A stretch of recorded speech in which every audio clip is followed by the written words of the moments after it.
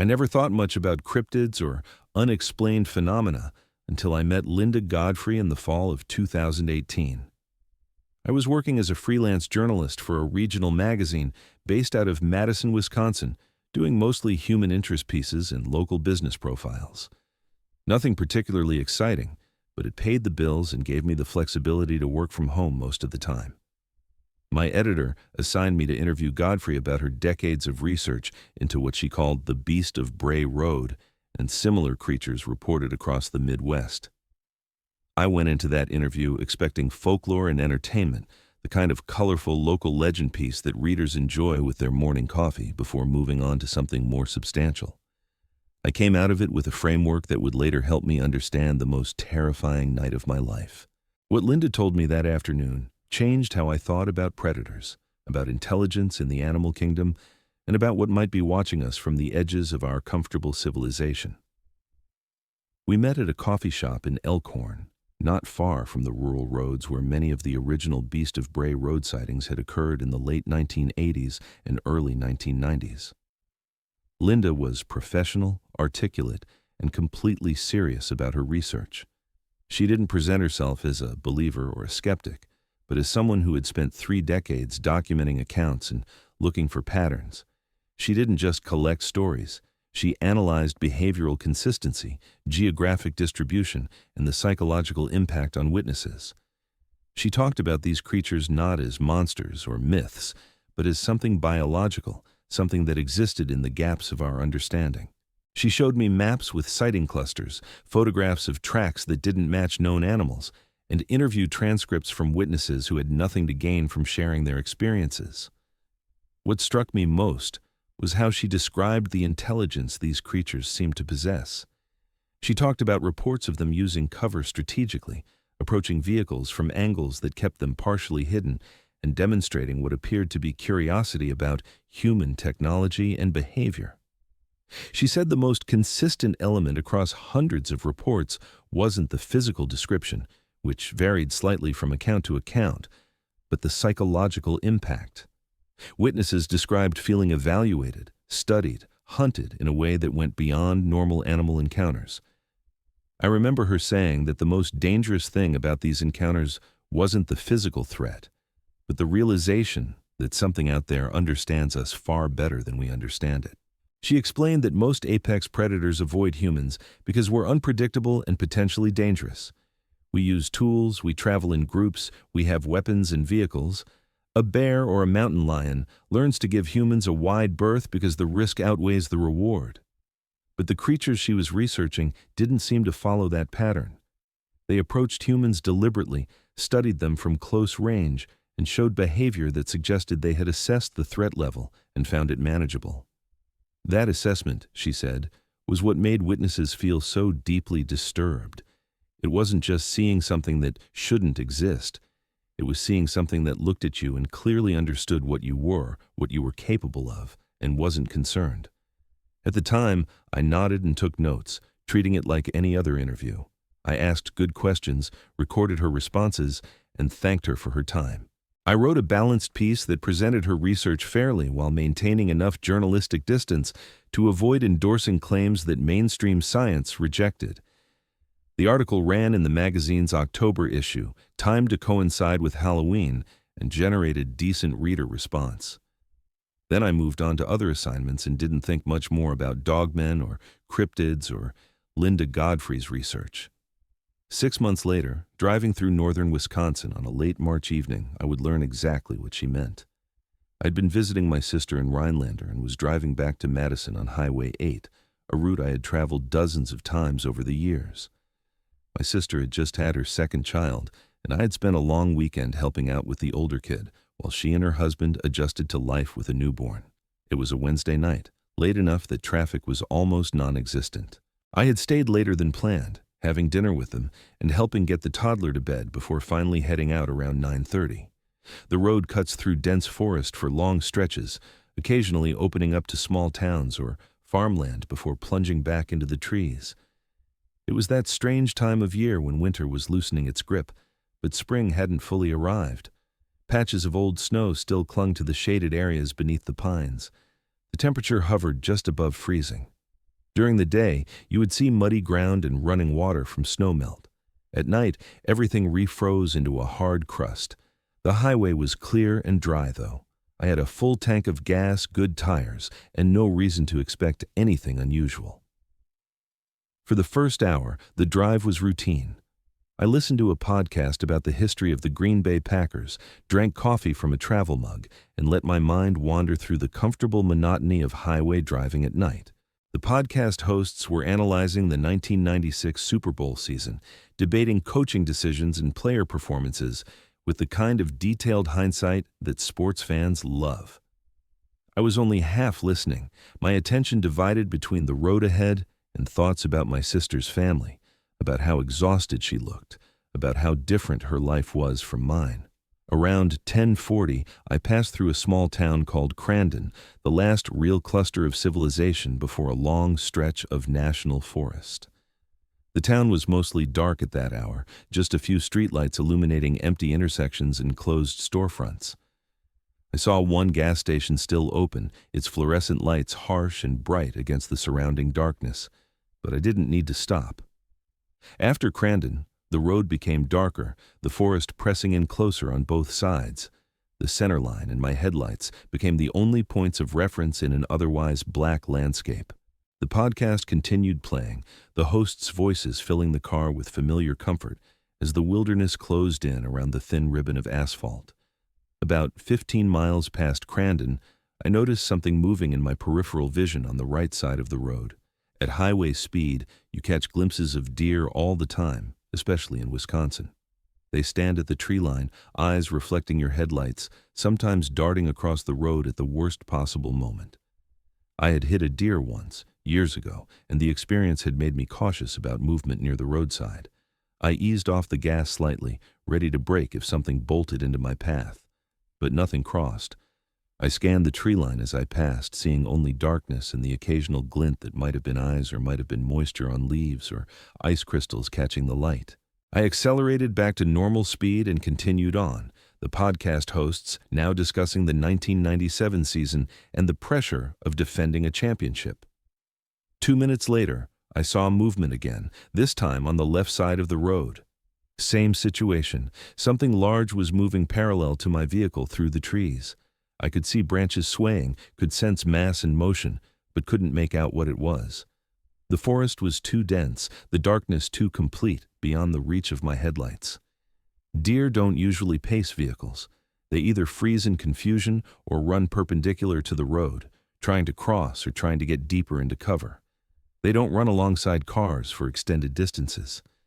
This felt different. I told myself it was probably nothing, maybe shadows cast by my headlights creating an illusion of movement as I drove past trees and undergrowth. Maybe a deer was running roughly parallel to the road but would veer off soon.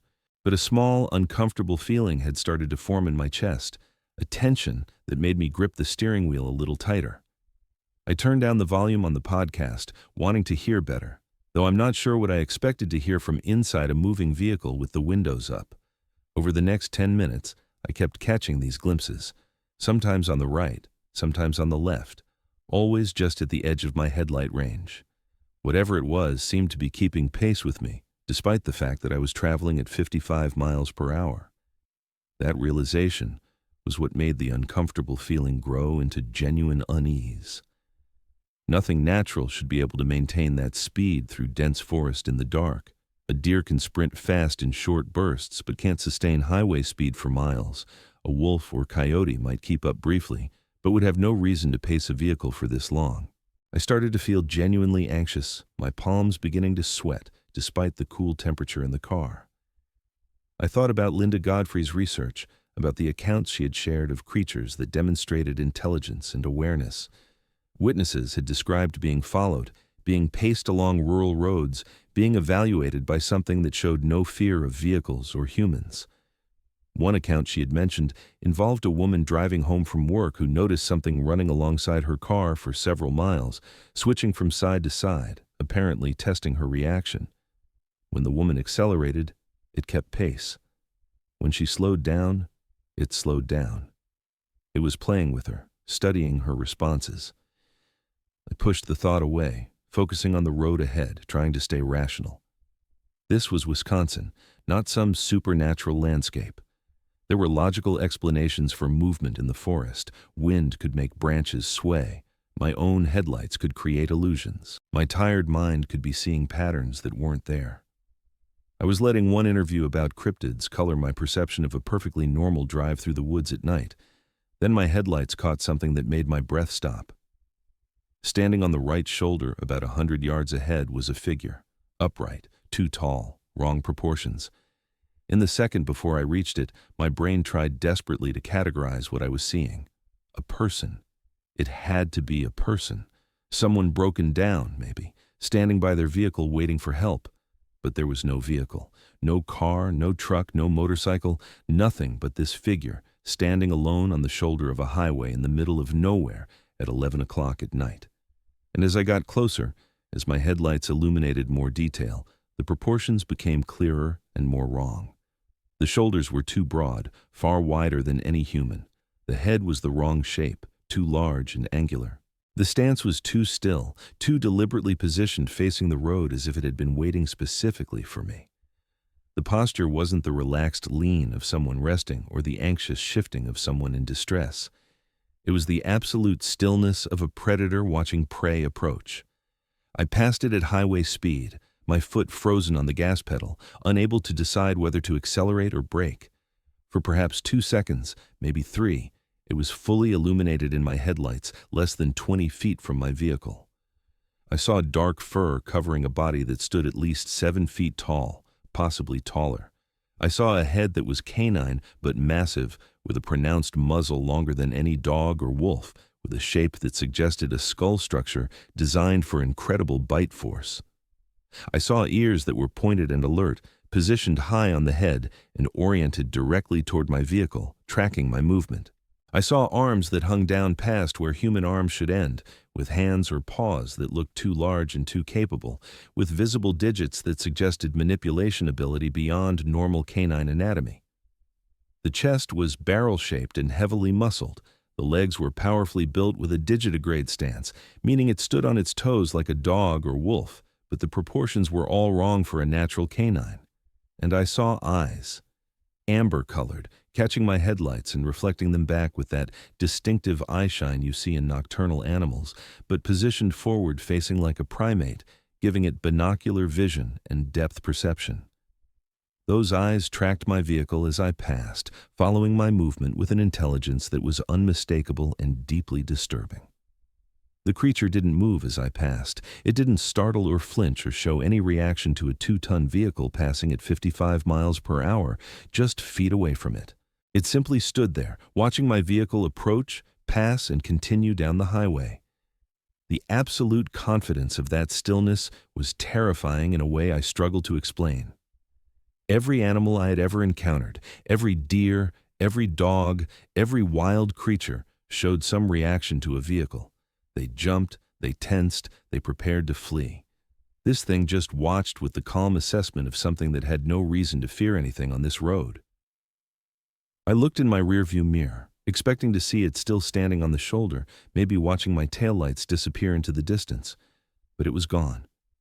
In the 3 seconds it took me to check my mirror, it had disappeared completely. The shoulder was empty. The tree line was dark and still. It was as if the creature had never been there at all. My hands were shaking so badly I had trouble keeping the wheel steady. My heart was pounding so hard I could feel it in my throat, in my temples, in my chest. I realized I had been holding my breath and I gasped in air, my breathing rapid and shallow. I accelerated instinctively, pushing my speed up to 65, then 70, wanting distance between myself and whatever that had been. The rational part of my mind was screaming explanations at me, desperate to make sense of what I had just seen. A person in a costume, maybe a prank, someone trying to scare drivers. But no costume I had ever seen looked that real, moved that naturally, had eyes that reflected light like an animal. A trick of the light, my tired mind distorting a normal shape into something frightening. But I hadn't been tired before I saw it. My perception had been clear. The creature had been fully illuminated. I had seen it in detail. A bear standing upright, maybe surprised by my vehicle and frozen in an unusual posture. But I knew what bears looked like. I had seen bears in the wild before. That was no bear. The head was wrong. The proportions were wrong. The stance was too balanced and deliberate for a bear standing on its hind legs. I knew what I had seen. I had seen it clearly, fully illuminated, from less than 20 feet away. That was exactly what Linda Godfrey had been researching for 30 years. That was what hundreds of witnesses across Wisconsin and Michigan and Minnesota had described with remarkable consistency.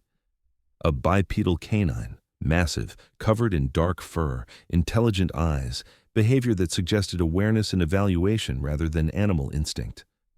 I drove for another 5 miles, my speed gradually decreasing back to normal as the initial spike of adrenaline began to fade and rationalization attempted to take over. Maybe I'd been mistaken.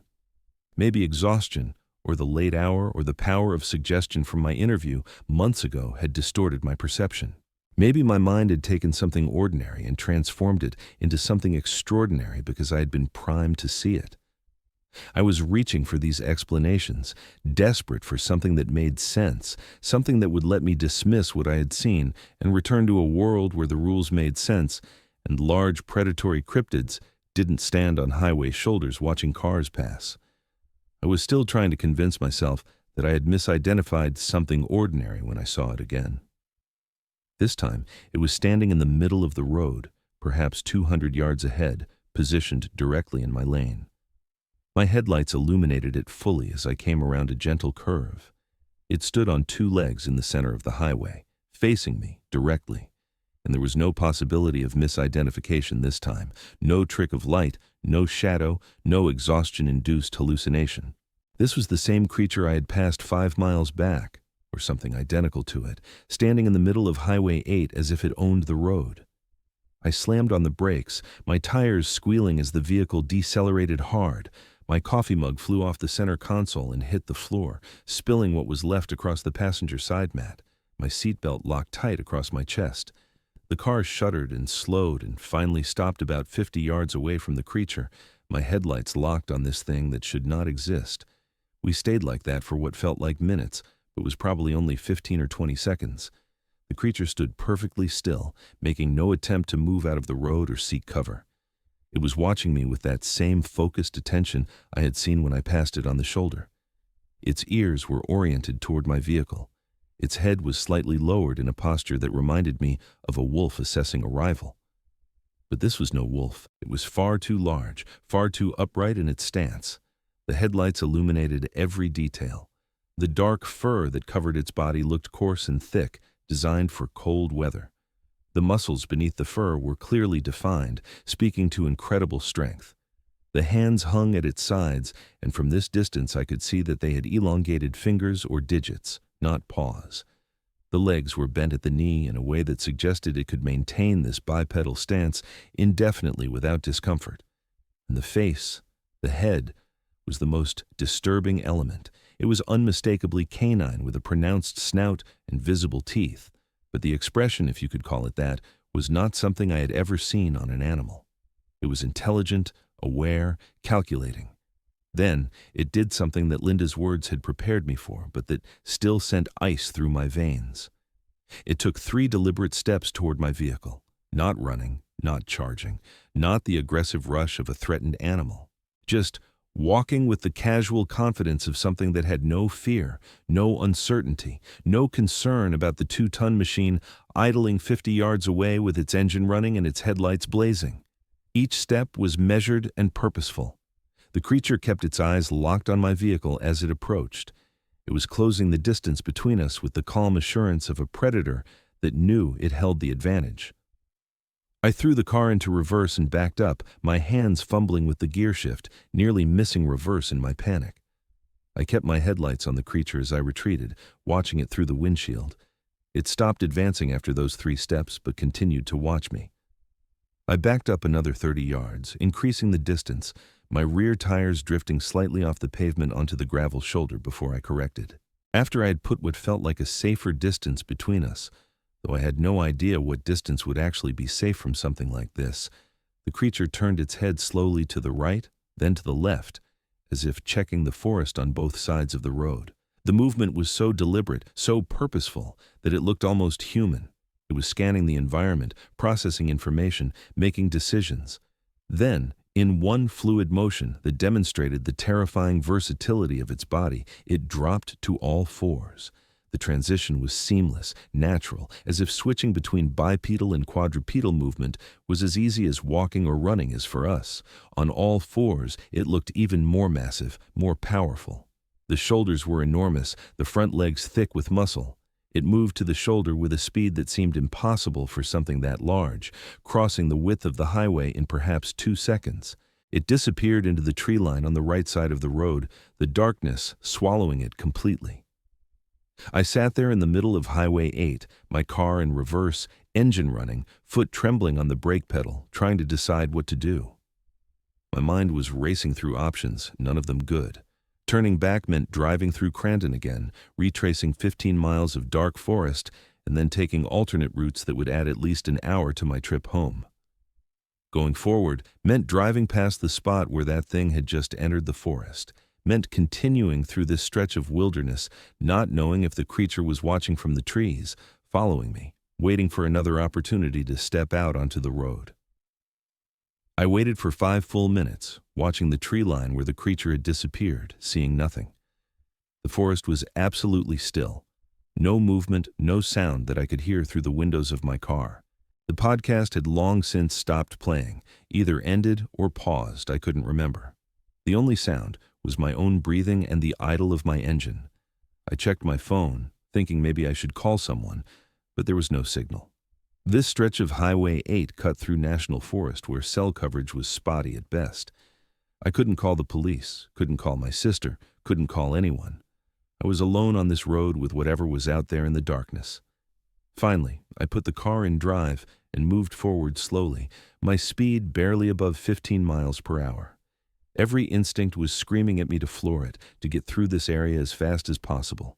But another part of my mind, the part that was trying to stay rational and analytical, warned me that speed might trigger a chase response. If this thing was what Linda had described, if it had the intelligence that witnesses reported, then it might be watching to see what I would do. Running might mark me as prey. As I approached the area where the creature had left the road, I scanned the forest desperately, looking for any sign of movement, any reflection of eyes, any disturbance in the darkness. I saw nothing. The trees stood silent and still. I passed the spot and gradually accelerated, bringing my speed back up to 30, then 40, then 50. I kept checking my mirrors obsessively, expecting to see something emerge from the forest behind me, but the road remained empty. For the next 20 minutes, I drove in a state of hypervigilance, my eyes constantly moving between the road ahead, the mirrors, and the tree lines on both sides. Every shadow looked like a potential threat. Every movement of branches in what little wind existed made my heart race. I was gripping the steering wheel so hard, my knuckles were white and my hands were starting to cramp. Around 11:30, the forest began to open up slightly. I passed a few scattered houses, their windows dark, their driveways empty. The presence of human habitation, even sleeping and unaware, was enormously comforting. A few miles later, I reached the intersection with Highway 32, a somewhat busier road that would take me south toward Madison. I almost cried with relief when I saw the streetlight at the intersection and the gas station on the corner, closed for the night, but still lit up. I didn't stop. I turned onto Highway 32 and kept driving, wanting distance, wanting to be away from that section of forest. It wasn't until I reached Wausau, a city large enough to have traffic even at midnight, that I finally felt safe enough to pull into a well-lit gas station and stop. I sat in the parking lot with the engine running and the doors locked, shaking. My hands were trembling so badly I could barely hold my phone when I finally got signal back and checked the time. It was just past midnight. The entire encounter, from first seeing the creature on the shoulder to reaching Wausau, had taken less than 90 minutes. It felt like hours. I wanted to call someone, to tell someone what I had seen, but who would I call at midnight? What would I say? I saw a Dogman on Highway 8. I was followed by a cryptid through the national forest. It sounded insane even in my own head. I sat there for another 20 minutes, watching people come and go from the gas station, watching normal late-night travelers pump gas and buy snacks and continue their ordinary journeys. Everything looked so normal, so routine. These people had no idea what was out there in the forests they were driving through. They had no idea what might be watching from the darkness beyond their headlights. Eventually, I pulled myself together enough to continue home. I drove the rest of the way to Madison on major highways, avoiding any route that would take me through isolated forest. I stayed on well-lit roads with regular traffic, even though it added time to my trip. I didn't get home until almost 2 in the morning. I didn't sleep that night. I sat in my apartment with every light on, replaying what I had seen, questioning my own sanity, trying to find some explanation that made sense. By dawn, I had convinced myself that I needed to talk to Linda Godfrey again. I waited until a reasonable hour, then sent her an email explaining that I needed to speak with her about a personal experience. She responded within hours, providing her phone number and suggesting we talk that afternoon.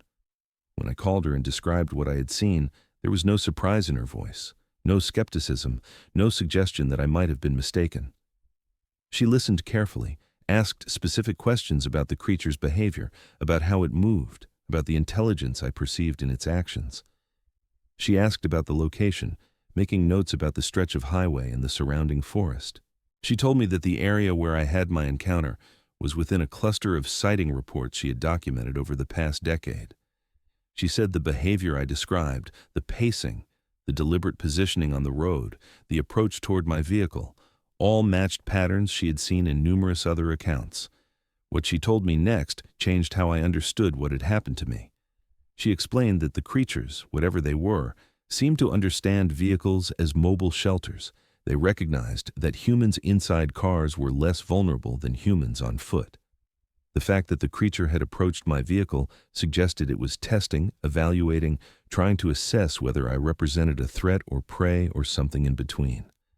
The way it had positioned itself in the middle of the road wasn't random or coincidental. It was a deliberate choice to force a confrontation to see how I would react. When I backed away, the creature gained information about my fear response, about my willingness to retreat. Linda said this was consistent with intelligent predator behavior, with animals that learn and adapt based on experience.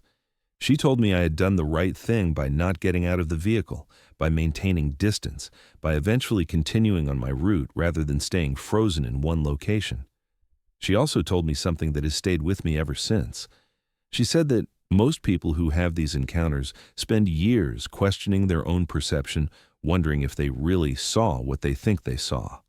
The psychological impact is often worse than the encounter itself, because you're left with knowledge that doesn't fit into the accepted framework of reality. You know what you saw, but the world tells you it's impossible, so you're stuck in this liminal space between direct experience and consensus reality.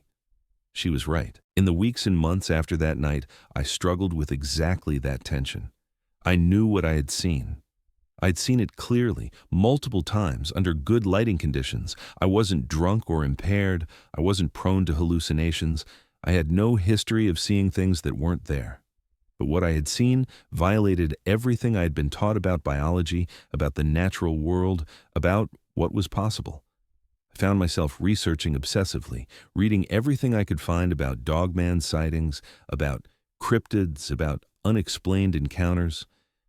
I read Linda's books, studied the reports she had collected, looked at the photographs and track casts and other physical evidence that suggested something unknown was out there.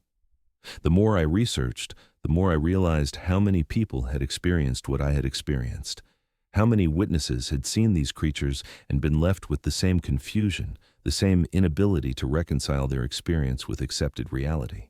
I also realized how many of those witnesses chose to stay silent, to keep their experiences private, because speaking about them publicly invited ridicule and dismissal. I understood that impulse. I'm using a different name for this account, because I don't want my professional reputation damaged by association with cryptozoology. I don't want people questioning my judgment or my credibility based on one night on a Wisconsin highway. But silence has its own cost. Every time I drive through forested areas at night, I find myself watching the tree lines with a vigilance that borders on paranoia. I avoid Highway 8 entirely now, taking longer routes that stay on busier roads even when it adds significant time to my trips. I haven't visited my sister in Rhinelander since that night, making excuses about work and scheduling conflicts. The truth is, I can't bring myself to drive through that section of forest again. I don't camp anymore. I used to enjoy backpacking and wilderness camping, used to spend weekends in state parks and national forests. Now, the thought of being in a tent surrounded by trees makes my chest tight with anxiety. I know that something is out there that sees humans as interesting, maybe as prey, maybe just as curious subjects for study. Whatever its motivation, it's not something I want to encounter on foot in the darkness. I think about what Linda told me during that first interview about how the most dangerous aspect of these creatures is their intelligence, their apparent understanding of human behavior and technology. I think about how the creature positioned itself in the road, how it approached my vehicle with such confidence, how it seemed to be testing my responses. That wasn't animal behavior in the normal sense. That was something else, something that thought and planned and evaluated.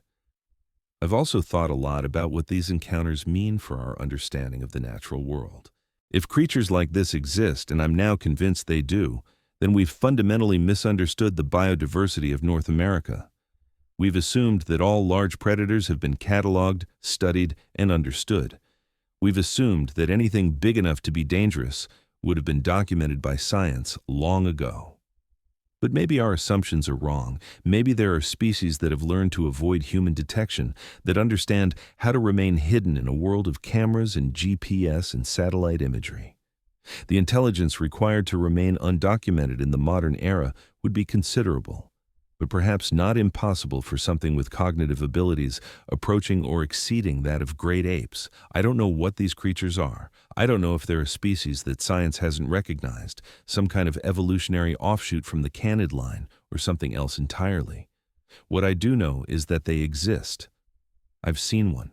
I've looked into its eyes and recognized intelligence looking back at me. That knowledge has fundamentally changed how I interact with wilderness, how I think about the natural world, how comfortable I feel in spaces where humans aren't dominant. Linda told me that encounters like mine serve a purpose beyond the immediate fear and confusion. They remind us that the world is larger and stranger than we usually acknowledge. They force us to confront the limits of our knowledge and our control. In a society that increasingly believes we've mapped and measured and understood everything, encounters with the unknown are profoundly disruptive. They break through our comfortable assumptions and show us that mystery still exists, that some questions remain unanswered. I'm not sure whether that's comforting or terrifying. Maybe it's both. What I can tell you is that if you spend time in the forests of Wisconsin, Michigan, or any of the other states where these creatures have been reported, pay attention to your surroundings. Listen to your instincts when something feels wrong. Don't dismiss movement in the trees as imagination or wind. Don't assume that every large shape is a deer or a bear. Stay in your vehicle if you see something you can't identify. Don't investigate. Don't try to get a better look. Just leave the area as quickly and safely as you can. These things are real. They're intelligent. And based on what Linda's research suggests and what I experienced firsthand, they're watching us far more often than we see them. I still do freelance journalism. I still write human interest pieces in local business profiles. But I also keep track of Dogman sightings now, following the reports that come through online forums and social media, watching for patterns in locations and behaviors. I've started building my own database, though I haven't published anything about it. Part of me wants to write a comprehensive investigative piece about these encounters, to bring together the evidence and the witness testimony in a way that might be taken seriously by a broader audience. But another part of me understands why Linda has worked mostly in the margins, why witnesses stay anonymous, why this knowledge remains confined to small communities of researchers and experiencers. The world isn't ready to accept that apex predators with near-human intelligence are living in our forests. The implications are too unsettling, the challenges to our understanding too fundamental. So the encounters continue, the reports accumulate, and the creatures remain officially unrecognized, moving through the darkness just beyond the reach of our headlights, watching us with those amber eyes that reflect our own lights back at us. That night on Highway 8 taught me that Linda Godfrey was right about everything. The Dogman isn't what most people think. It's not a legend or a misidentified bear or mass hysteria. It's something real, something intelligent, and something that understands us better than we understand it. And that realization, more than the fear of the encounter itself, is what keeps me up at night.